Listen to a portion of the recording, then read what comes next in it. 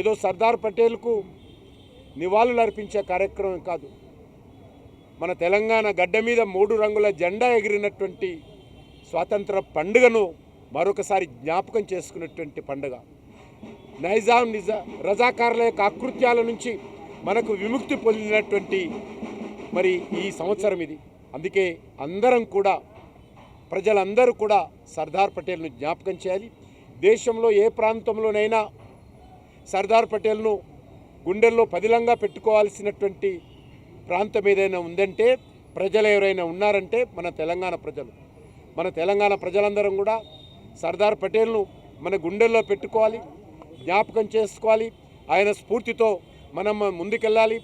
రజాకార్ల వారసత్వంగా వచ్చినటువంటి మజ్లిస్ పార్టీ పైన పోరాటం కొనసాగించి ఈ గడ్డ మీద మనము మరి అన్ని వర్గాల ప్రజలు కూడా స్వేచ్ఛ స్వాతంత్రాలతో ఉండాలి. అందుకే మరి హైదరాబాద్లో జరుగుతున్నటువంటి కార్యక్రమంలో అన్ని వర్గాల ప్రజలు పాల్గొనాల్సిందిగా, తెలంగాణ ఊరూరా జరిగేటువంటి కార్యక్రమాల్లో రాజకీయాలకు అతీతంగా ప్రతి ఒక్కరూ పాల్గొనాల్సిందిగా ఆహ్వానిస్తున్నాను.